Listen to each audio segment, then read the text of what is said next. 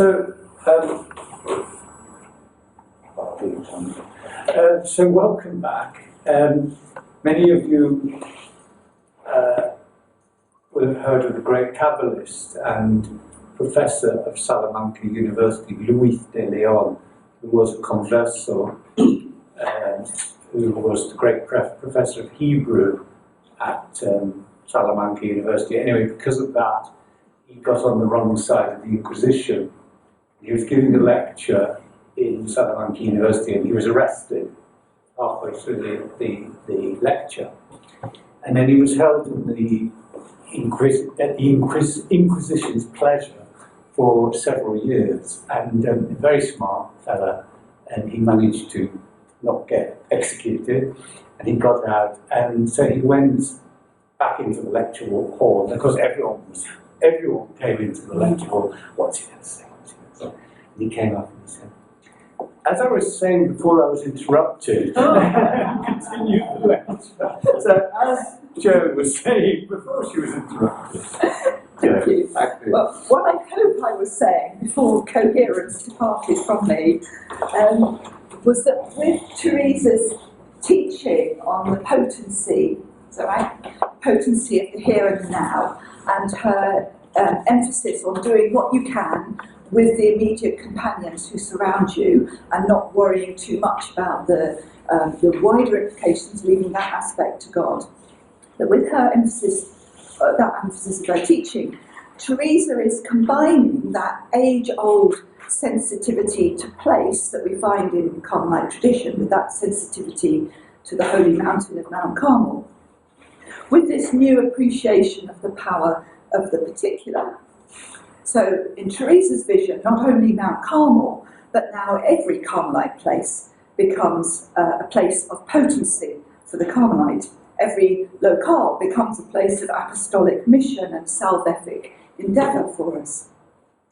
And I think Toledo was my downfall, because what I wanted to say was that located here in Toledo this week, we're carrying out our particular interfaith enterprise within a richly fertile Carmelite place. Peter had already explored for us the history of Toledo with its rich tradition of coexistence and encounter between our faiths, and explored how that makes it a redolent location for our time together. But that over and above that broader geographical setting of Toledo, we ourselves are more specifically here at the Carmelite Priory. And so Carmel, very literally, has become a sacred space for us, a sacred space in which our dialogue this week is being nurtured and brought to fruitfulness. And that because of that, Teresa would assure us that what we do together this week, the particularity of our time together, conducted in love and consecrated to God, will have ramifications and significance beyond what we see before our eyes this week. And we talked a little bit about that this morning. And that, of course, is really for the future, the unknown impact of God's providence. But that we can also look at Toledo, Carmelite place, in the other direction, so looking backwards, understanding Toledo as a distinctly Carmelite place through the lens of Teresa, through her experience of the city, and thereby to understand the resources that Toledo offers us in the here and now. Okay, next slide. So I'm sure you're all aware that Teresa is, of course, most typically associated with the city of Avila, her birthplace, and the city in which her reformed Carmel was born and her first Discalced foundation at St. Joseph's established. Yet I think after Avila it probably was Toledo which was closest to Teresa's heart. It was the city of her ancestors. Her Jewish paternal grandfather, Juan Sanchez, had built up his cloth and silk business in the city. He'd accrued his wealth here, and finally in 1485, under what level of duress we're not sure, had publicly aligned himself to the Christian faith. Now, of course, all those events occurred prior to Teresa's birth, but it seems at least likely that Toledo lived on in the family memory into Teresa's time. Moreover, from 1562 onwards, Teresa herself visited the city frequently. She spoke warmly of the advantages of its climate, presumably she saw it on a day like today and yesterday, enjoyed the benefits that the climate offered her notoriously bad health. She too was a migraine sufferer, and she even encouraged her brother Lorenzo to consider settling his family here when they came back from the Indies. What's perhaps most significant, though, for a woman who was once famously described as a restless, disobedient and contumacious gadabout, is that Teresa actually spent 3 quite extended stays in the city, and it's through those 3 visits that I propose that we explore Toledo as a Carmelite and distinctly Teresian place. Okay, next slide. So Teresa's first visit to Toledo came in 1562. The monastery of the Incarnation in Avila, in which she'd spent the first 27 years of her religious life, was overpopulated and under-resourced. And so it had become the practice for sisters to spend extended periods away from the community at the invitation of wealthy benefactors, so that they might provide spiritual companionship to the benefactor while simultaneously relieving the community at home from some of the overcrowding that was going on. So that's what I'm doing here. I'm giving the sisters a break. Somebody can have my bed for the week. And at Christmas 1561, next slide, Doña Luisa de la Cerda, who was inconsolable at the recent death of her husband, requested of the Carmelite provincial that he send Teresa to stay with her at her palace in Toledo. And Teresa was to remain as her guest here for 6 months, right through till June of 1562. And the two formed an unlikely friendship, founded on mutual regard and affection. Next slide. Teresa commenting, she was very God-fearing and so good that her abundant Christian spirit supplied what was lacking in me. While Luisa, in her turn, quickly grew deeply fond of Teresa, was comforted by her presence, and soon began to improve noticeably. Teresa tells us that the two women quickly came to converse as equals. And this reciprocal affection and regard developed despite really considerable differences in their status and circumstances. So, as the daughter of the second Duke of Medinaceli, descended from the royal houses of both Spain and France, and the widow of one of the richest and most titled men in Castile, Doña Luisa was, as Teresa describes her, one of the most notable in the kingdom. While Teresa was the daughter of a converso family, vowed to the poverty of religious life, desirous of a new simplicity, already grappling with mystical graces, and uncertain as to their authenticity and significance. And I think this friendship between two women of such wildly different backgrounds and circumstances seems to me to be the first resource that our Carmelite place offers us. Their friendship is a friendship which transcends difference, in which the essential qualities of goodness and integrity are recognised in the midst of diversity. And that's surely going to be the basis of the friendships that we forge this week, and indeed we're already forging together, with all our differing backgrounds and traditions and experiences. Next slide. As Pope Francis and the Grand Imam of Al-Azhar, apologies for the pronunciation, as they affirm, the pluralism and the diversity of religions are willed by God in his wisdom. And that means they must be, for us, his precious gift in our quest for fraternity.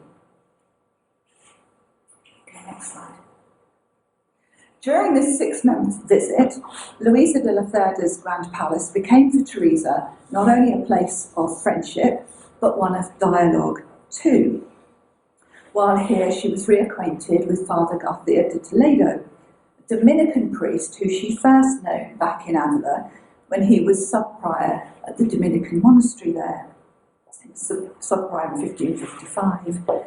Now, he'd been one of Teresa's earliest and most trusted confessors, but Teresa says that it had actually been several years since they'd last met.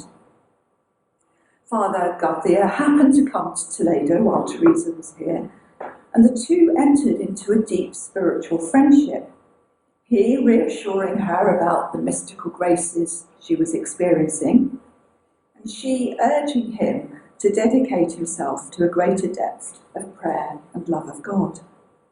He encouraging her to begin the difficult task of writing a definitive account of her spiritual life, and she being commissioned by the Lord to tell him, as she says, some truths which without my understanding them were so apropos that they amazed him. In other words, God asked her to give him a ticking off. And it was wanted to be one of the great spiritual friendships of Teresa's life. And indeed, during one of their conversations, Teresa was so transported that she reports, next slide, a powerful rapture came over me, which almost made me lose my senses. I saw Christ with awesome majesty and glory, showing great happiness over what was taking place. Now, I'm not suggesting that our dialogue together this week need necessarily be accompanied by such elevated mystical phenomena. Raptures are not strictly necessary, but, feel free. But in this Carmelite place, Teresa assures us of two things. First, that those seeking God need one another, that our spiritual companionship will nurture, encourage, and enlighten us in our common quest for God. As Teresa tells us, next slide, I would counsel those who practice prayer to seek, at least in the beginning, friendship and association with other persons having the same interest. This is something most important. I believe that they who discuss these joys and trials for the sake of this friendship with God will benefit themselves and those that hear them.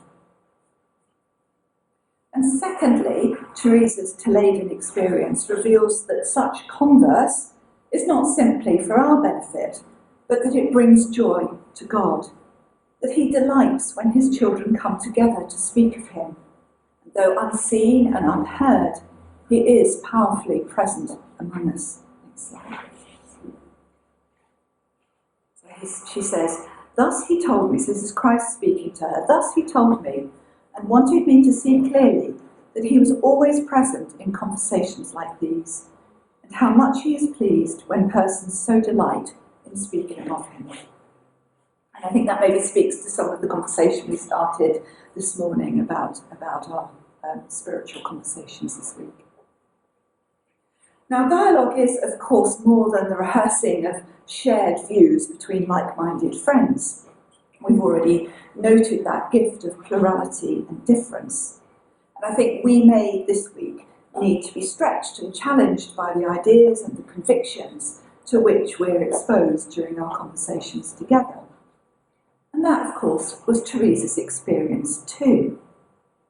Teresa came to Toledo in 1562 with the notion of a reformed Carmelite existence already germinating within her and with some preliminary negotiations underway. Always good to start the new priory before you tell your prioress. So it was all kind of bubbling away for her. While staying with Luisa de la Cerda, the two were visited by a third woman, the Beata Maria de Jesus, who was likewise in the process of establishing a new community, this time in Granada, but similarly designed to replicate the primitive ideals of the Carmelite mountain. Maria had indeed already sold all her possessions and walked barefoot to Rome to obtain the necessary patents. Maria's commitment to religious poverty shocked Teresa out of her tepidity. I think this is the only time in Teresa's life when she can be described as tepid. And she admits, next slide, until I had spoken to her, it hadn't been brought to my notice that our rule, before it was mitigated, ordered that we own nothing. nor had I been about to found the house without an income. My intention had been that we have no worries about our needs. Teresa's encounter with the Holy Woman of Granada profoundly challenged her, and moreover converted her to become the ardent champion of poverty that she was to remain for the rest of her life. Our conversations too may also challenge and provoke, stimulate and surprise, and like Teresa, may we be given the wisdom and the poverty of spirit to change and grow. Next slide. So Teresa's next extended visit to Toledo was not to take place for another 7 years, so 1569, when she returned to establish the fifth of her Discalced Carmels in the city. Now, as with so many of her foundations, the process did not run entirely to plan. The cathedral chapter, we've just been there, was opposed to granting the licence. The son-in-law, who was negotiating on behalf of the benefactor, was obstreperous, and it was proving impossible to identify a suitable property for the new community to occupy. So Teresa's solution to the first problem, the difficult men in the cathedral, was to seek out the Archbishop's deputy, the ecclesiastical governor, and to summon him to a meeting at a church close to his home. She basically goes and sits in the church and sends for him. And while such a desire for face-to-face dialogue may well deserve emulation, it's unlikely we're going to succeed if we imitate the rest of her methodology. She tells us, next slide, when I saw him, I told him that it was hard to accept the fact that there were women who wanted to live with so much austerity, perfection, and withdrawal from the world, while those who would bear nothing of this but lived in comfort wanted to hinder these works that were of such service to the Lord. These, and many other things, I told him with a great determination which was given me by the Lord. The governor's heart was so moved that before I left, he gave me the licence. I think that's a lesson from the browbeating school of dialogue. And I'm not suggesting we should necessarily imitate Teresa on that. Having obtained by such determined colloquy the necessary licence, Teresa still lacked a suitable property. It was eventually found for them by an impoverished student, not rich but very poor, as she describes him, whom the sisters had initially dismissed with an amusement bordering on ridicule, since, as Teresa tells us, the clothes this man had on were not the kind one would wear when going to speak with Discalced nuns. So I'm not sure what you should all be wearing, but anyway, it has to be the right clothes. To their astonishment, the poor youth Alonso de Andrada had, within 48 hours of this sartorially ill-judged interview, returned with the keys of a house so nice that the nuns would stay in it for a whole year. Next slide. As Teresa was ruefully to concede, frequently when I reflect on this foundation, I am amazed by the designs of God. So the capacity of Teresa, by whatever means, to single-handedly bring the entire Toledan ecclesiastical hierarchy round to her way of thinking, and the ability of the poor youth Andrada to succeed where wealthier, better connected property seekers had failed, lead us to trust that no project ordained by God is futile or will end in failure. Let us, too, put our trust in his designs, confident that despite our limitations and shortcomings, he will bring from this week all that he desires. Now, there's a couple of further incidents concerning the Toledo Foundation, which may also speak eloquently to our current enterprise.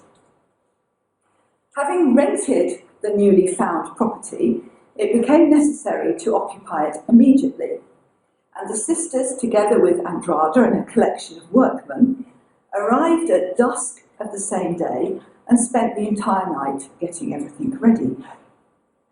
At some point, somewhere before dawn, And in an attempt to convert one of the downstairs rooms into a chapel, they began to make a door through one of the walls. The consequent pounding provoking an entirely understandable level of terror in the building's other occupants.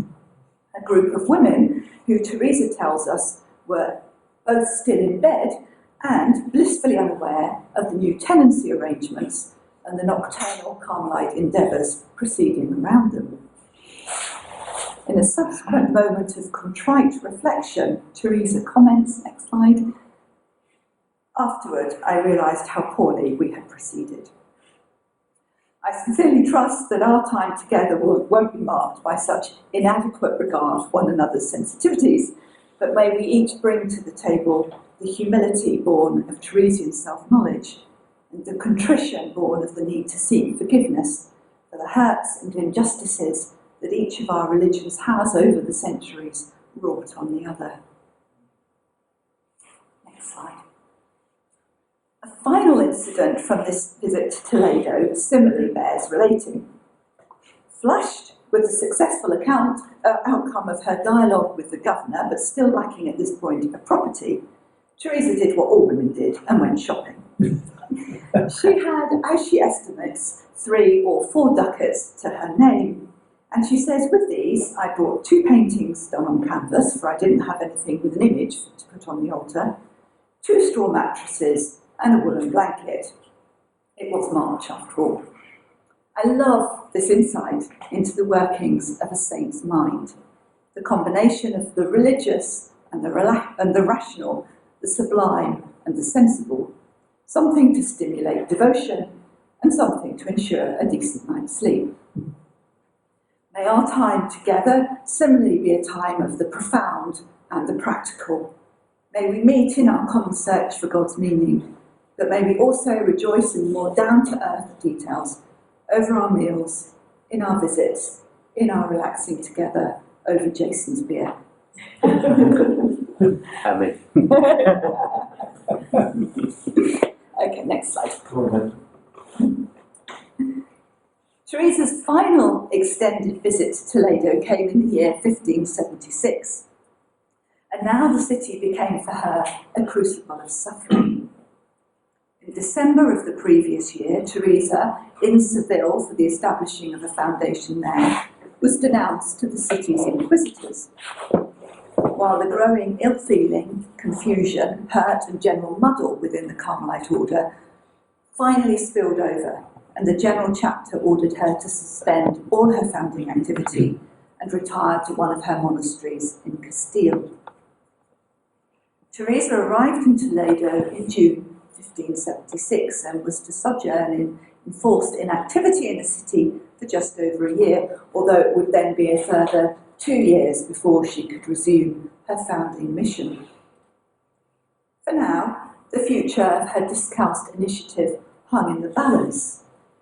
Teresa was held in suspicion by many, reviled by others, and the worst was yet to come with the imprisonment and cruel treatment of John of the Cross, also here in Toledo at the end of 1577. Teresa might well have been justified in giving way to despair, disillusionment, or simply resigned defeat. But Teresa's spiritual life had, since 1572, been on an entirely new plane. With the experience of what she calls spiritual marriage, or lasting union with God, Teresa now lived the fact that in the midst of external storms, the soul at its centre resides in the presence of God, sustained by him and delighting in his company. With the equanimity that this permits, Teresa settled down to life in retirement, exclaiming almost gleefully, "Right now I am out without any trials. I don't know where this will end up. They have given me a cell set apart like a hermitage, and very cheerful, and my health is good." I might almost imagine she's here on retreat rather than on trial. Witnessing to the unimaginable peace that complete trust in God's providence bestows, taking the story of Moses as her inspiration, Teresa remained confident that no one has power to cause harm if the Lord does not wish it. nor was this just to be a time of idle relaxation or recuperation. Making the most of her renewed health and the time and space in which to write, Teresa set about composing the account of her foundations and drawing up the legislative document describing the process to be undertaken by the visitator when examining the monasteries. That was all in October 1576, within just a few months of her arrival in Toledo, when Teresa might have been forgiven for hoping that the situation would be quickly resolved. The following summer, life was feeling more difficult. Her health had deteriorated, the book of her life remained with the Inquisition, and Teresa had received the burdensome instruction from her spiritual directors to write a new account of prayer. As she grumbles at the start of the interior castle, "I have been experiencing now for 3 months such great noise and weakness in my head that I found it a hardship even to write on necessary business matters. The Lord has not given me so much virtue that my nature doesn't feel strong aversion towards such a task." Of course, having grizzled about the assignment ahead, Teresa took up her quill and produced the high point of her mystical writing, that great spiritual treatise of the interior castle, documenting the soul's inward journey to union with God at the centre of its being. As John would do subsequently, in the darkness of suffering, Teresa produced a work of such luminosity that it continues to sparkle with inspiration to this day. What then might Toledo, as a place of Carmelite suffering, say to us? Well, like Teresa, those engaged in the endeavour of interfaith dialogue are in for the long haul. It's now nearly 60 years since the Catholic Church made its first somewhat tentative overture to those of other religions in the conciliar document Nostra Aetate. It's fair to say, I think, that subsequent progress has been painstakingly slow and not entirely untroubled. Teresa, no stranger to trouble herself, would remind us that no God-given task is likely to proceed without challenges and difficulties, obstacles and obstructions. God somehow doesn't seem to offer his servants a struggle-free existence in which to carry out his mission. Yet, in her great Toledan masterpiece, Teresa assures us of 2 things. First, that trials are incapable of dislodging the soul which resides in the company of God. United with him, held in his providence, and sustained by his presence, we can hold fast to a peace which endures amid all affliction. As Teresa admits that there are trials and sufferings, and that at the same time the soul is at peace, is a difficult thing to explain. But that is the Toledan testimony that Teresa gives us. Secondly, Teresa's own intimate experience of trials, both interior and exterior, both here in Toledo and elsewhere, convinced her that their task is not to dishearten or to disillusion, but more gloriously to expand our hearts with a greater desire for God and for his purposes. Next slide. All these sufferings are meant to increase one's desire to enjoy the spouse. And his Majesty, as one who knows our weakness, is enabling the soul through these afflictions and many others to have the courage to be joined with so great a Lord and to take him as its spouse. Here, in this Carmelite place, may we too be inflamed with the love of God and with the desire for him and with the courage to seek him. And in the midst of all the challenges that interfaith dialogue presents, may our hearts likewise be expanded both to welcome him and, perhaps even more importantly, to welcome him in one another. Thank you.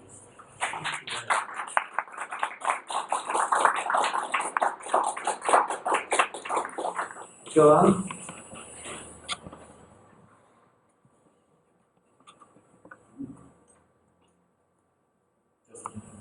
not a question, rather just to say that it was a beautiful way of bringing us together through the writings of Teresa. Thank you. Thank you. Thank you very much. I felt like just watching a movie.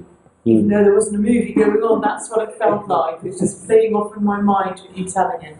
Beautiful.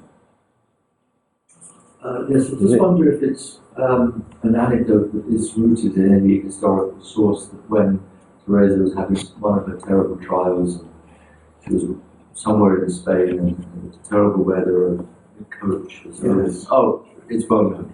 No, it's not. It's apocryphal, but we all love it because it's so true. It's so authentically Teresa. Well, please, can you share it? Can you share the Okay, so I think the carriage is overturned or is stuck in the mud, and she's been thrown out into the river, and she's cross, and she's irritable, and she turns to the Lord and she says, "Well, if this is how you treat your friends, I can see why you've got so few of them."